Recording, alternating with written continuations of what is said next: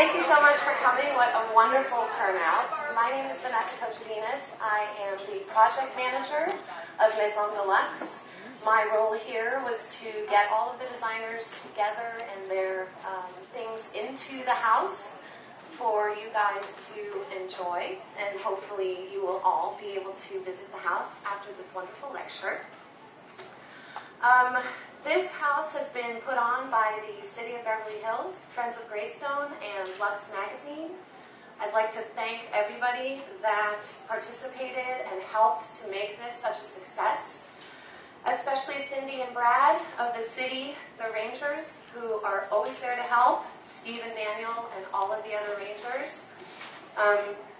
I'd also like to thank the executives at Luxe, who unfortunately could not be here today because they are launching a new edition of the magazine in China. So congratulations to Luxe, and thank you to all three parties. Now I'd like to introduce our panelists. We have Ron Woodson, directly to my right, and Jamie Rummerfield. They are a forceful design team. At the crossroads of form, function, and flair, Woodson and Rummerfield's House of Design pushes the boundaries of decadent glamour with a future-forward aesthetic. The firm specializes in high-end residential interiors, specialty commercial, and hospitality design. For Woodson, visiting elegant Hollywood homes by his high-profile bass player father as a child made a lasting style impression. For Rummerfield, raised in the beachy bohemian scene, it was the bold color palettes of the 60s and 70s and the light of the California landscape that shaped her innate vision. Ron and Jamie have a book that is available in the bookstore. It's called High Style. It's fantastic. If you'd like to purchase one, they would be happy to sign a copy after the lecture. Barclay Butera in the beautiful bright red blazer.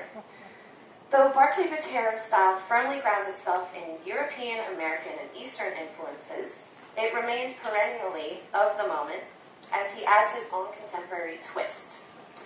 As a charismatic, self-described therapist for the home, Butera remains the driving force behind his eponymous firm some 15 years after its debut, creating glamorous yet completely livable environments that flawlessly integrate his clients' heritage pieces and implement his philosophy of blending furniture and pattern-on-pattern fabrics and textures. His assertive yet considered taste is indeed what drives his mantra, and I quote, "In interior design, there are no rules." Barclay has a book called Living on the Coast coming out in March, and he has just signed on 2 more licensing partners, and the details of that will be released very soon. Congratulations. Lori Dennis at the end in the beautiful black dress. Lori Dennis marries sophistication and sustainability with her smart, chic, eco-friendly style. Quote, "Respect for the planet and future generations was instilled within me at a very young age," says Dennis. "When I became a designer, it seemed natural to pair up that attitude with my design practice." Dennis's work ranges from clean line contemporary manses to urban-inspired lofts to restored mid-century modern gems. She sits on the ASID National Sustainable Council and is a Sustainable Furnishings Council Green Leader. Lori Dennis also has a book. It's called Green Interior Design, and she will be here next Friday doing a book sign. Hopefully you can all make it. So now I'm going to hand it over to the panel. I'll be asking them some questions, and they will be having a conversation amongst themselves, in which I'll interject every now and then. And hopefully you all will be able to learn a lot from them, as well as take away some ideas and tips for your own designs. Here we go. Okay, first question. And I am going to put this one to Ron. How would you define modern glamour? Modern glamour, for me, is timelessness. We, in our firm, we take cues from the past and integrate them into really elegant, future-forward pieces. And you can never go wrong with that. So I think timelessness never goes out of style, but adding just that bit of edge is all about modern glamour. token, the glamour part is something that we reference in the past, and here in Hollywood, it's so easy to refer to old Hollywood glamour and the history of what Los Angeles is about. And Ron and I both are big advocates of conservancy of Los Angeles, the history of LA, and maintaining that and carrying it into the future. And so bringing the glamour into a modern day era is part of our mission.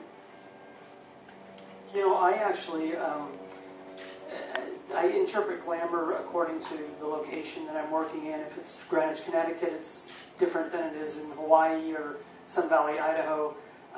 So I have a really a fun time with looking at, I'm very much influenced by cinema and by fashion. So when I look at glamour, I look at how we layer in fashion and, you know, something like Auntie Mame and how she interprets interiors. So I have fun with what I do, and I truly believe that there are no rules to interiors, and that's where you can bring a sense of glamour in, or, you know, talk about a mirror, or, you know, beautiful silk velvet. I mean, I think these elements of design bring glamour into a home.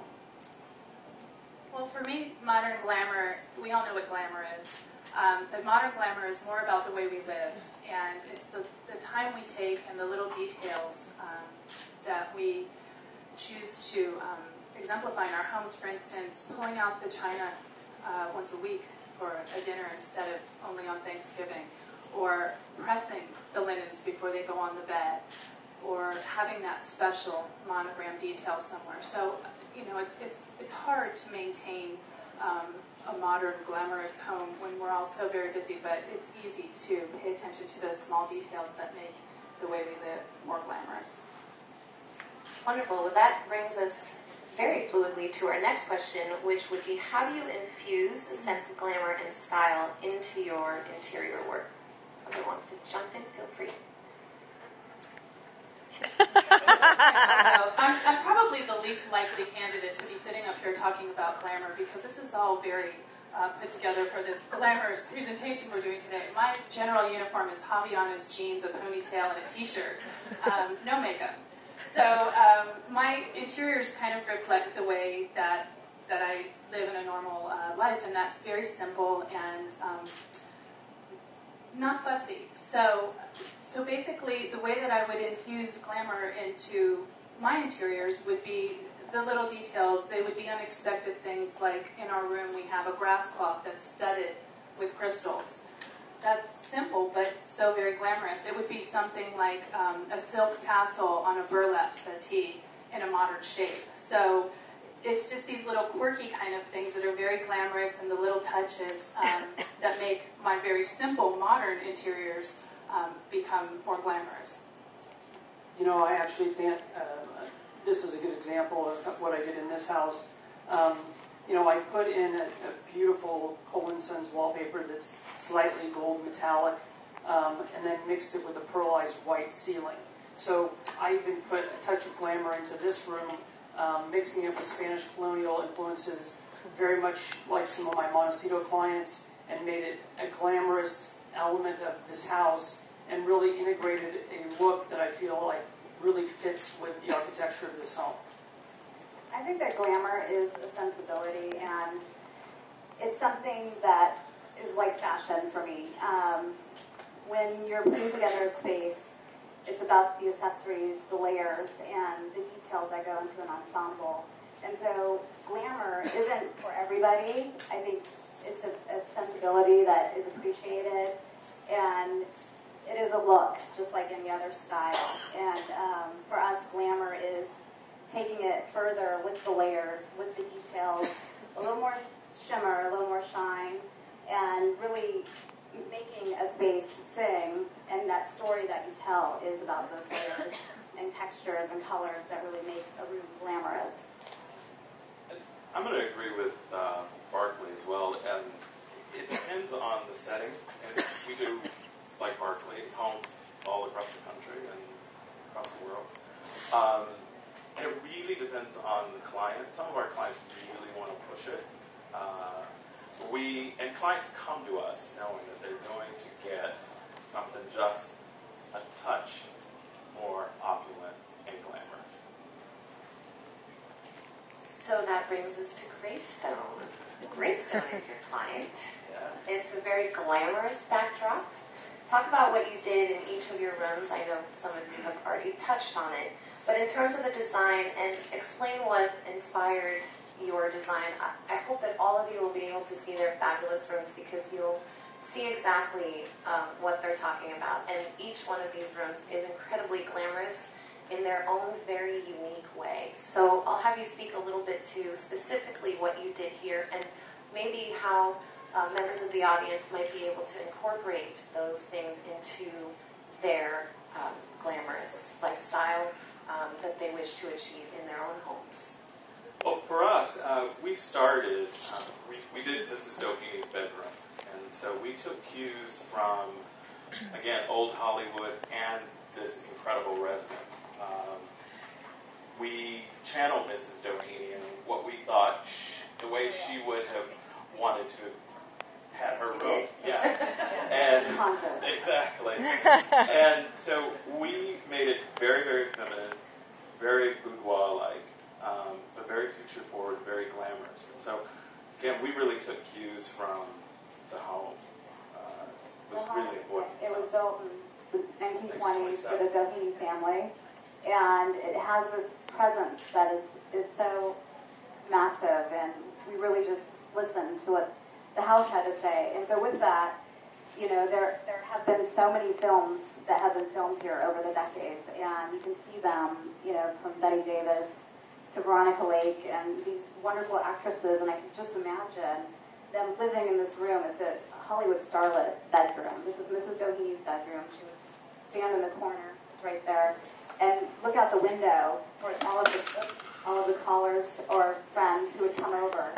And she would look to see who's coming up the long driveway. And so you can imagine just this drama in the room. And because of those theatrics and all the Hollywood sets and the theater, the films that were shot here, it is like a film set almost to us in a way, but for living. So we embellished the drapery. We took every shade of pink you could imagine in this room and made it just feel like this starlet boudoir that you can imagine someone living in. I've been meaning to ask you, you have this amazing mural behind the bed or by the headboard. Was that inspired by the original room? I don't know if you looked at old pictures, but she actually had something very similar. She did, and this is another example where we channeled it. I had never seen that photo before. I wish I had a picture of it. Ryan, our assistant, he sent me an email one night after we had installed the room, and he said, "Look at this room," and it was exactly like how we decorated the room. And I had never seen that picture before. And there was a mural behind the bed. And, of course, there's nuances. It is very different. But the framework and the ordering system of the room was identical. And the Dohenys were here for the gala event, and one of the granddaughters, she got a little emotional. I wasn't in the room when this happened. We were told this. But she said it was just like her grandmother. And the mural was there in the same place, and she felt really good about that. So we Very felt exciting. exactly. Nice job. Our job was done. Good. Barkley? You know, my room was the original nursery to the house, and it's kind of ironic because when you go upstairs, you have the master bedrooms at the very far end, and then you have the nursery adjacent to the gun room. And it's actually, I don't know if you can hear them crying, or the children crying because it's so far away from the master bedrooms. But I actually interpret it in a different way because there's no gathering space except for the central hallway upstairs. So I interpret it into a family room. And the family room really is about conversation. So I created different conversation areas where you can gather and enjoy the room in many different ways with game tables, and created this incredible waterfall tufted sofa that you'll see up there, and then did 4 leather chairs, very kind of gentleman, but with a beautiful ottoman with a reverse Greek key. So touching on all these kind of elements of glamour, but putting them in as small details. So, and I really am a textiles person, so layering all the different types of textiles that I did in the room also brings a lot of glamour to the home. but is respectful again to the history. So I have fun with this room. I do a lot of show houses, and this one I like because it was in my backyard and I could spend some time on it. All right. Well, what was terrifying and exciting for us was getting invited to the Greystone Mansion, but having the third floor boys room, because I've walked this showcase before, and although that room was actually one of my favorites by Elizabeth Dinkle back in the Veranda Showcase, it is on the third floor, and you're very tired by the time you get to the third floor. And as far as movies goes, our room is featured in How to Get Into College, and it's cluttered with file cabinets and very unimpressive decor. So we had to basically create some wow moments in that room, and we thought that what we would do is, since people are very tired after walking and they have a bit of museum fatigue from seeing so many beautiful sitting rooms and living rooms and just, predictable types of furnishings, except for the Twilight Room by Kendall. That's very unexpected. We thought we'd give them a reprieve and make a meditation space where you actually can get into our bed, and it's like a womb within a room, and you're enveloped by sound, and you have a chance to look back on the faux wall that we've made. There were no complete walls in our room. There were doors and closets and windows, so we made a wall of mirrors and turned them upside down. It's a detail that anybody can copy in their own home, which has made it very glamorous and fun, because we couldn't fit a 12-foot by 30-foot mirror up into our space. And so the other thing that we couldn't compete with is meditation. You usually associate with Moroccan or Zen, and we've seen it. And Martin Lawrence is in the house. He's the king of Moroccan. We weren't even going to try to go there. So we went into a totally different direction, and we were inspired by jewels and all the things in nature that are so beautiful and glamorous and natural, like butterflies and gemstones and precious metals, and tried to create a space that you would go into. You could sit down in the bed. Oh my God, you can sit in the showcase? Yes, get in the bed and recharge before you go home and leave on a high note. So we did our best. We hope you'll enjoy it. And that brings me to, you touched on, the bed. Name a glamorous item, a piece of furniture, a fabric, an accessory that every room needs to feel fresh and stylish, and also, maybe some items that are accessible to people that don't necessarily want to spend a whole lot of money, but they want that glamorous touch. I think one for us that has resurfaced itself, and we've ridden with this a lot lately, is wallpaper. You can get some wallpapers that are very expensive and some that are very economical, but you can do so many different things with it. You can make reveals in your home, that aren't permanent. You can change them. We used to have a showroom, and we changed our wallpaper every quarter in the showroom. So that's one way to infuse, a real punch of elegance and glamour to your home as often as you want. And if I might interject, here at Greystone, when you design a room, the room has to go back to the way that it was found. And so these designers have to come up with very creative ways of doing installations that are not permanent. And the wallpaper, there is adhesive that is not permanent. And so it's actually incredibly easy in your own homes to put wallpaper up and to change it out every quarter or a couple times a year or even once a year. And the same is true of fabric. It goes up, it stays up beautifully, and it comes down, and you rub it off with a sponge, and you're good to go on the next application. So it just adds a very chic layer to your already glamorous home. I think powder rooms, small rooms are great for wallpaper too. We wallpaper ceilings a lot that have gold leaf or metallic look, but it's very cost effective, and it really makes the room draft to fab in one day. So that's really key for a lot of our clients is having a big bang for your buck, and we care about that. And so I think another factor is, again, when looking at a room like an ensemble and you want to make it look glamorous, is the lighting. The decorative lighting is really key for some shine and really making an impressive room. Whether it's vintage, we use a lot of vintage, and we find those from all kinds of places, from thrift stores, flea markets, you name it, across the board. Depending on your budget, you can find something glamorous and hang it up. And candelabras, it doesn't have to be permanent. And we just hook things on the walls sometimes, whether it's a candle, candelabra, and they make such a nice detail for, like an accessory or jewelry. It just really brightens up a glamorous room. I'm going to actually agree with everything that Ron and Jamie says, because I sincerely think that wallpaper and paint are simple ways to add that touch of glamour to a room. In my situation, and I don't know how many rooms were faced with the challenge, but I could not touch the paint in this room.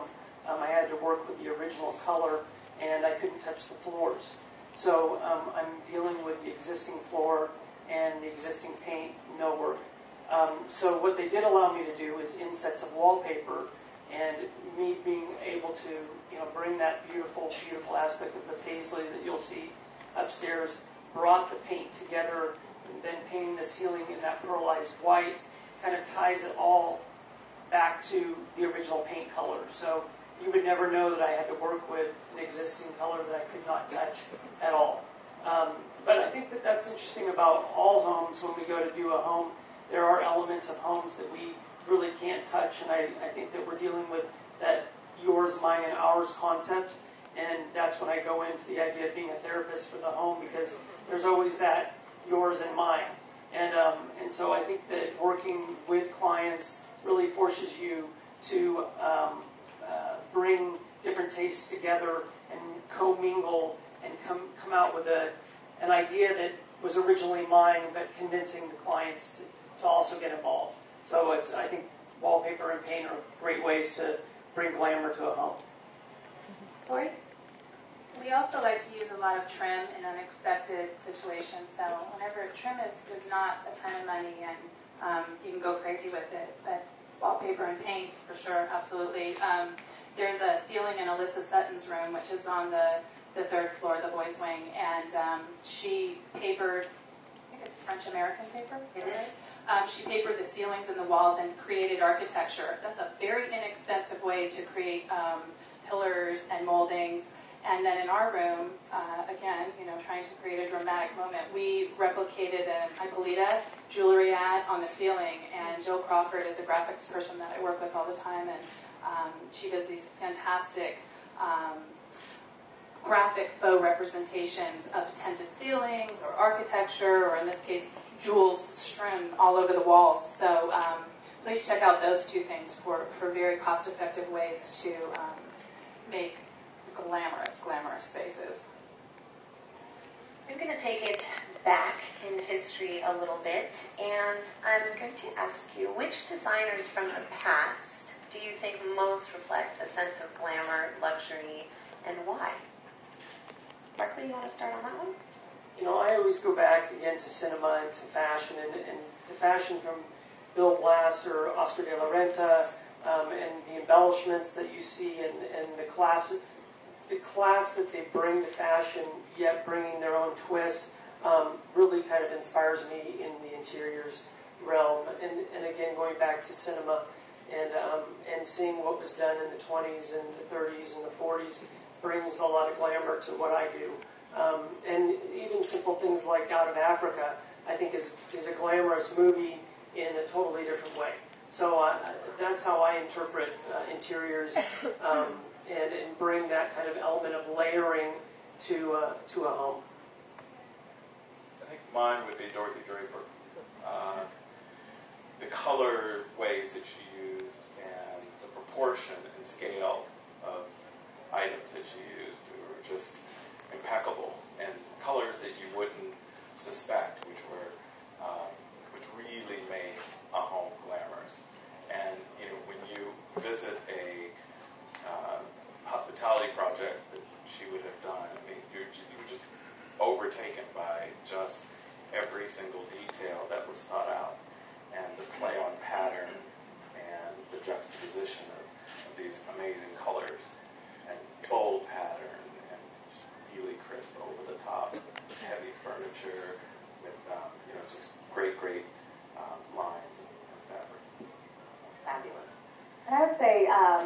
there's so many, but a lot of the California designers, coupling that with Dorothy Vapors, would be Tony Duquette.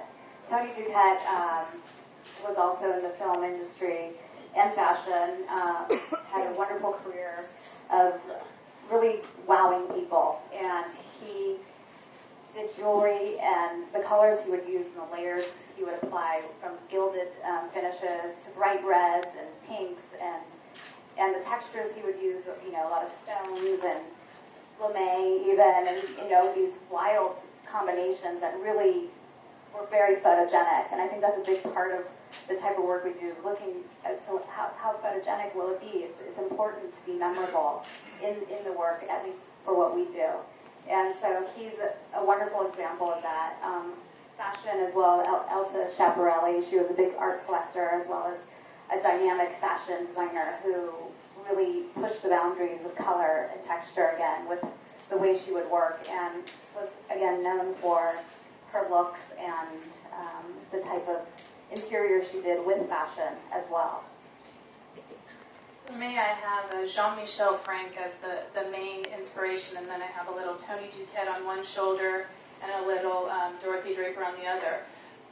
I'm inspired by Jean-Michel Frank because of the simplicity and the way that this gentleman would instill glamour with such small, significant pieces of a bronze inlay on a solid ebony door, or huge chagrin panels on a wall when nobody had ever seen anything like this. But then there's the Barbie doll in me that has these other two designers saying, more glam, more glam, more glitz, more flits, add a little trim, add a little shine.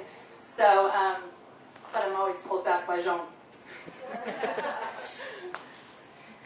That brings me to, and it's somewhat of a similar question, but just takes it one step further. And where do you seek inspiration? We've discussed who historically you would take inspiration from, but personally, and as far as around you or books, or where do you personally seek inspiration for your interiors? Ron? All over. Travels, mainly.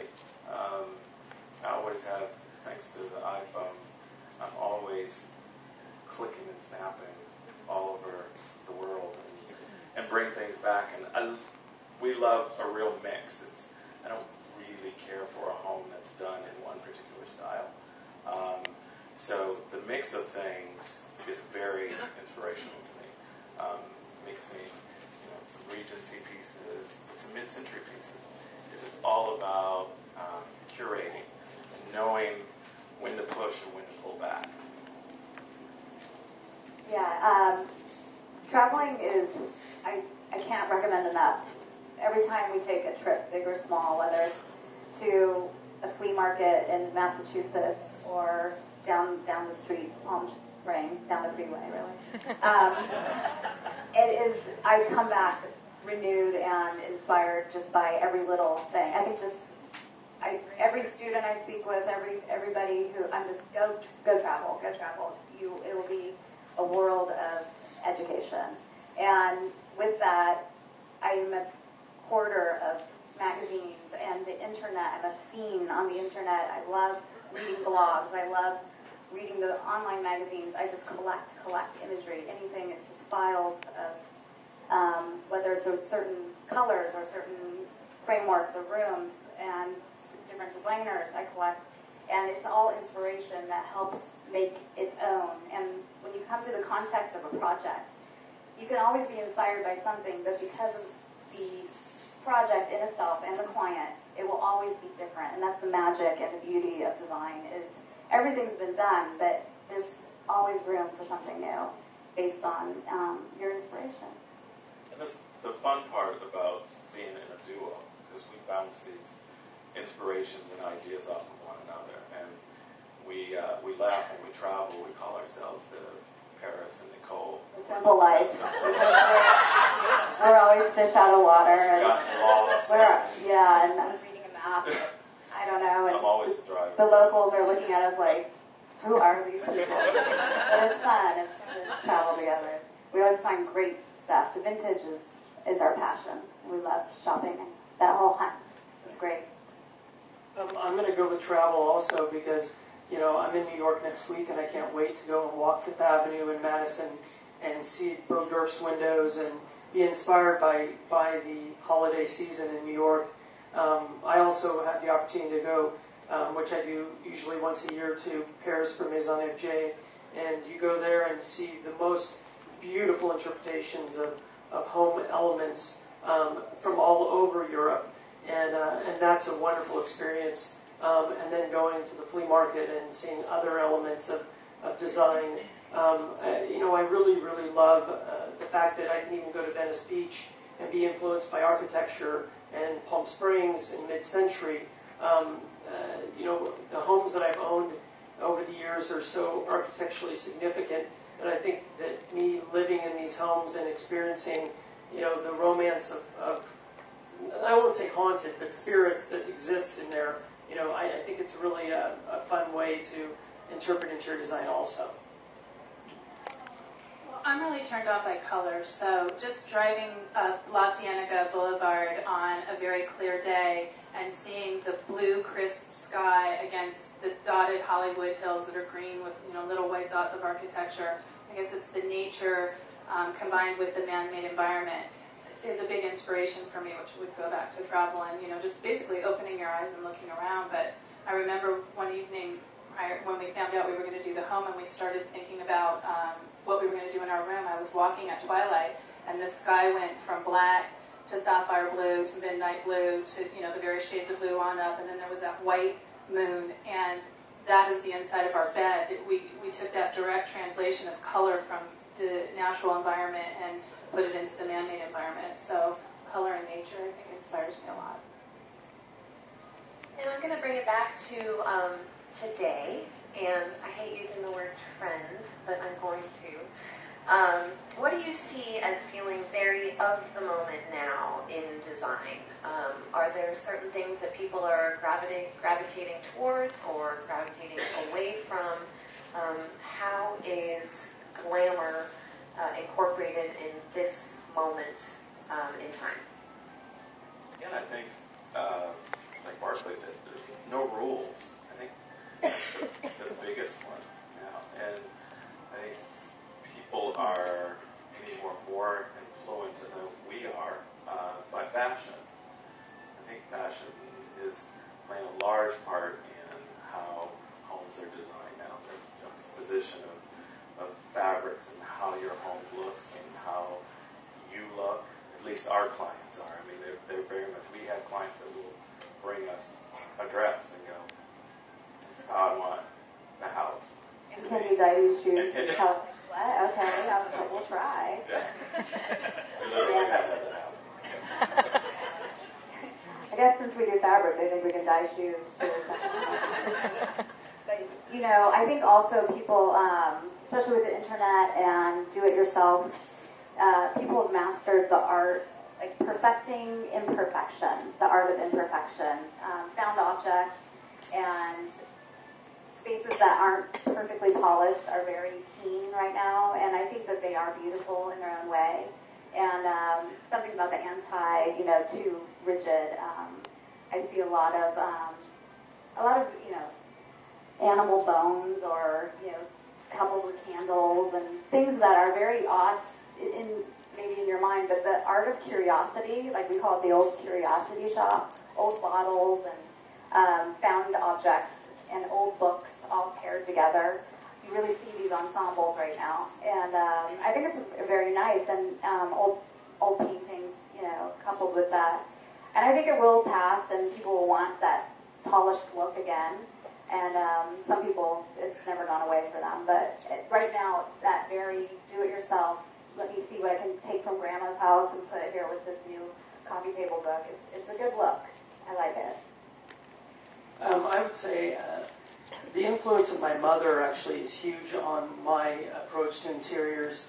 I grew up in a home that was basically roped off. The living room and the dining room were to be used for special occasions, and she had this sculpted carpet that was all custom made for the fireplace surrounds, and it was very, very and mauve and pale blue, and before that we had all shag carpet that I had to rake for her, and it was unbelievable. So my mom is the Alexis Carrington of my life, so she's definitely influenced me. And so I take a different approach to interiors, and I believe the dining room is called the dining room to dine in, and the living room is called the living room to live in.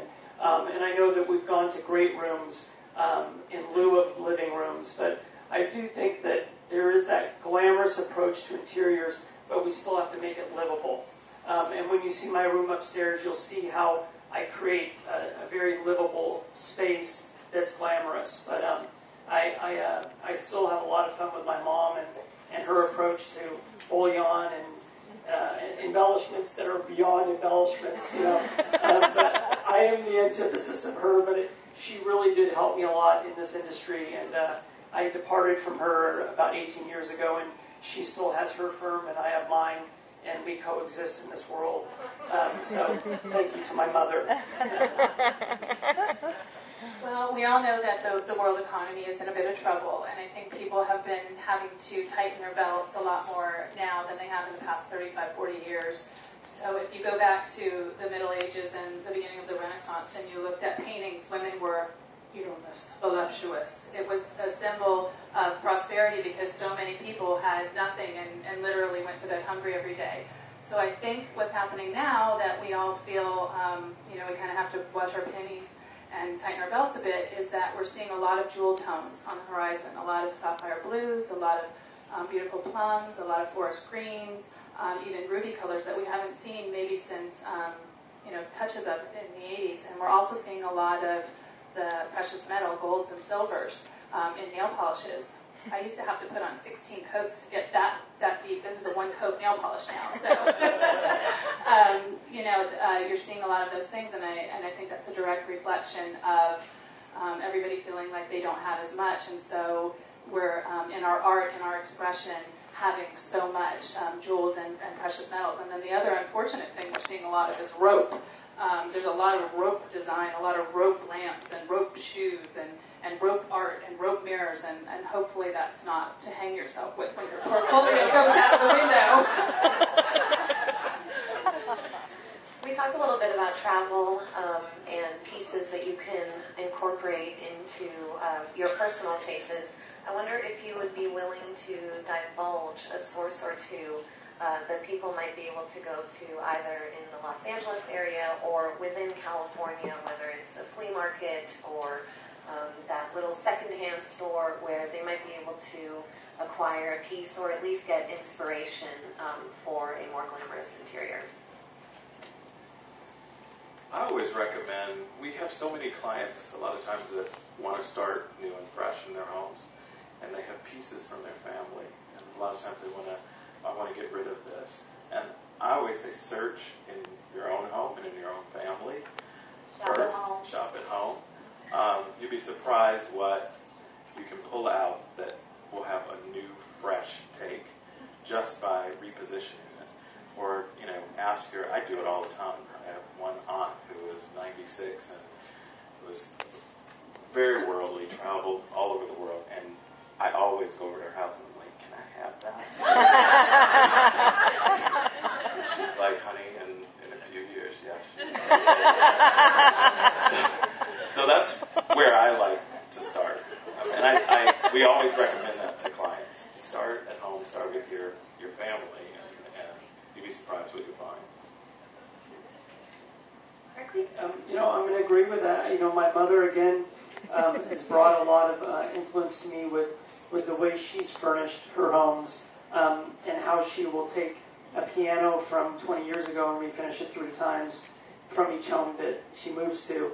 And I also think that every room needs a grounding piece, and that grounding piece can come from anywhere. I mean, I'm a big proponent of First Dibs because I think that there's so much you can look at on First Dibs and be inspired by.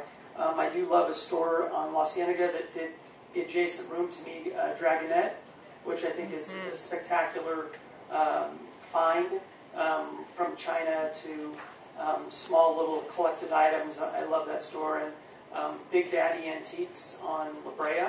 I think he has incredible taste. So those are a couple sources that I think are very inspiring. Thank you. Again, online, I'm a big online fan for research, and there's a lot of really fun sites that have sales events now, like One Kings Lane and Gilt.com, B&M, and these are sites, even though you can't kick the tires and see something, you can find good deals. And so it depends on what your motivation is. If you want to find a good deal and trust your eye online, that's a good way to go. Here in Los Angeles, we love us a good flea market, and I'd say the Pasadena City College flea market is really great. Rose Bowl, everyone goes cuckoo for that, but I stay away because it's so overly drawn, unless you get there at 5 a.m. with the dealers. And then there's all kinds of little boutiques that we really want to keep in business. And so in Pasadena, there's the House of Honey and some great shops on La Cienega, like Palmara, one of our favorites, and downtown. These are more high-end, but if you're looking for something really special, you're going to find it there, for sure. You know, I think also I just want to say, she brought up One Kings Lane, and the one fun thing that you're going to see is our rooms are going to actually be for sale on One Kings Lane. So you'll have the opportunity to see our product on One Kings Lane, I think, in the next couple of weeks, right? January. So if you see like even one little box, I love that. It'll probably be for sale. So that's the beauty of the 21st century. Yeah. Well, I applaud all the members of the panel for being so very green in their favorite, most glamorous things. They were either antiques or vintage or shop at home, which is about the greenest thing you can do. In addition to all of that, there's a little shop called Monogram It on Robertson. I think it's between Wilshire and Olympic. And a very glamorous, very inexpensive little treat you can do is take something you love and put a monogram on it, whether it's the towels that you use every day or a gorgeous little throw pillow. I think a monogram always says Glamour, so that's a great little shop. They do a good job. Thank you. And then I just want to mention that Barclay mentioned Dragonette, and Patrick Dragonette actually designed a room in the house. It is the gun room, which is directly adjacent to Barclay's room. And then, as Ron and Jamie mentioned, they did Mrs. Doheny Suite, which is on this side of the mansion. Barclay and Patrick are down at the east side of the mansion, and then you have Lori up in the tower hallways. So I hope that you will enjoy each and every one of their designs, as well as the other rooms beyond that. I'd like to turn it over to the audience. If you have any questions, we have a few more minutes. Don't be shy. Feel free. Any small question, big question, whatever it is you want to throw at us. Because of the desire to go green, are you finding that there is less to choose from and less to work with as a result of products coming off the market, or less manufacturing of certain products? The question is, because of the desire to go green, does the panel feel that limits your choices and that less is being manufactured with that because of that? Okay. I don't think so. I think it adds to the options, actually. It's nice to have, give the client the choice, and I don't really see things going away. It's just being improved, which is great. I read a whole resource book called Green Interior Design that lists all of the manufacturers who have really embraced this movement and made product that is indistinguishable from traditional, conventional products. So there's no lack of giving anything up, going green. They'll be just fine. Shop with Ron and Jamie, they know. and I also think that the word sustainable is another approach to green. I think it's hard when these manufacturers have to handle stain, paint, glue.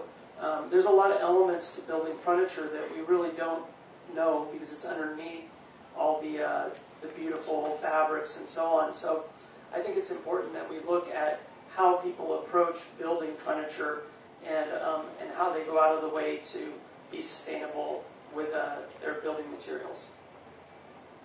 Yes.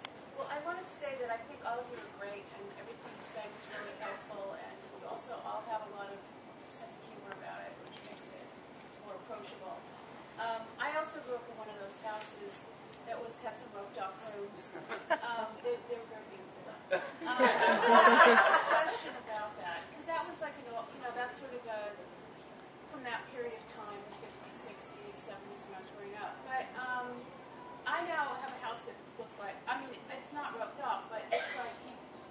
feels more traditional, like the living rooms. Are you finding that people are actually living in a living room, or are you finding where people are, because a lot of these rooms, they're now like with the kitchen spread into the den, that's the living space, and the living room's still sitting there for just when you have people over, or are you decorating more for people to use their living room? I mean, I'm wondering about the living room. So the question, sorry. Sorry that was so long. No, that's okay. Well, first, this kind lady complimented our panel and being so forthright. But the question really was going back to the house that Barkley lived in as a child that was roped off.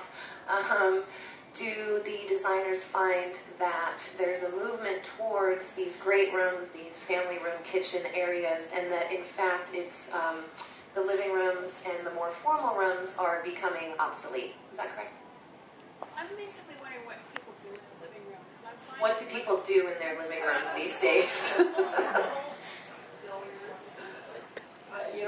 I tell you, I think like I'm doing a project in Hidden Hills, and these people are two producers, television, and extremely busy, and the living room is actually like the kids' game room. It has like hockey sticks and like all the kids' stuff is in the living room, and I tried to like take the approach that let's make this more of a conversation area that's away from the TV, and then create a kids' playroom upstairs where they can put all their things. So I think that people really need to be taught the importance of living in their home, and that's done through good design. So, and that's why there's a family room.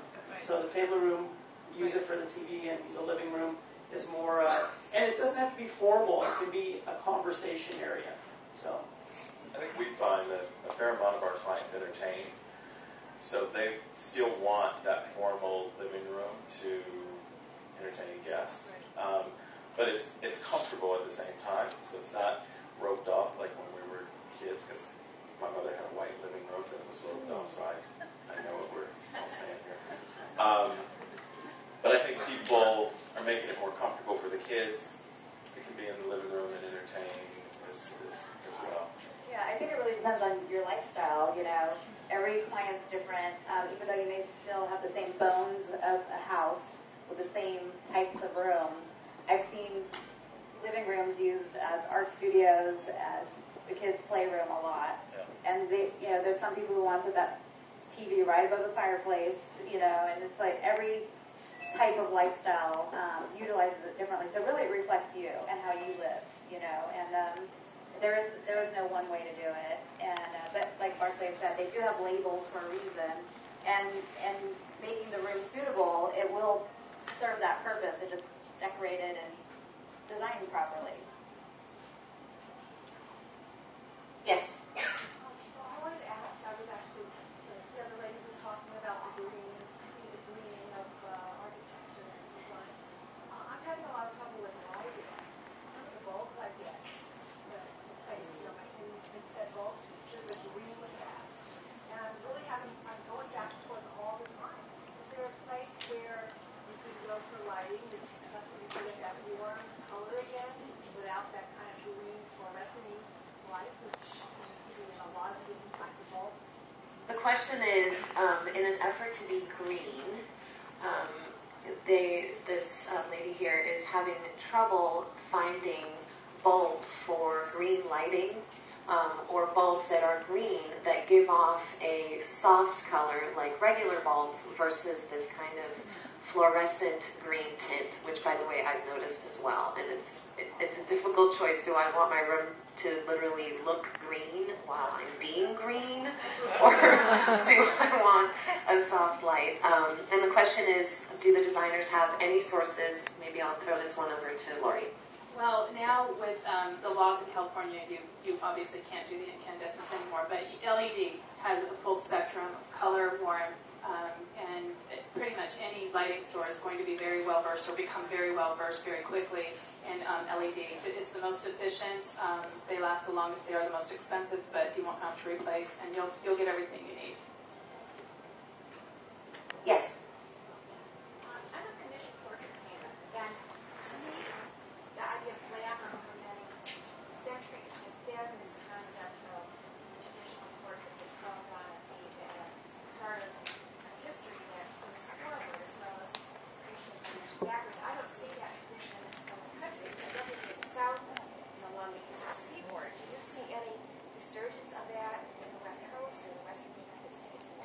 get that? No. Okay, so this lady is a portrait artist, and she doesn't see portraits very much in this area of the country, while they are still popular in other parts of the country. And the question is, do the designers see that same thing, and if so, why? First of all, for those of you who haven't seen Mrs. Doheny room, take a look. We have a gorgeous portrait in that glamorous room. So I really like that. It is not as common, but for Ron and I, again, that's something that we look for all the time is portrait work. Some people think that might be creepy or looking for other strange people's portraits, but there's something in certain faces and the regalness in someone's clothing that they're wearing, especially antiques, and I'm sure you could recreate probably any era, but something about a portrait is really majestic, and we love those, and we have a beautiful portrait in our bedroom. And I'm a big fan of collage art, so creating a collage art wall or walls. And I always think it's fun to take old portraits and blend them with art, or great sketches of the body, blend them with art, other pieces of art. So I think, again, there are no rules, and I love portraits. So, and you're right, we don't do it that much here. I see the family portrait that's photographed, but it is a very elegant way to represent a family with paint. So. Well, I think the problem here is that people feel that the two styles don't mix, where a portrait has always resonated a very traditional, stately type of a piece of decoration, and the homes here, we've perfected the art of casual in California. So what I actually have in my home is a very modern triptych of my husband, my baby, and myself, and it's in kind of abstract color. So that would be a way that this very glamorous and interesting piece of art could be incorporated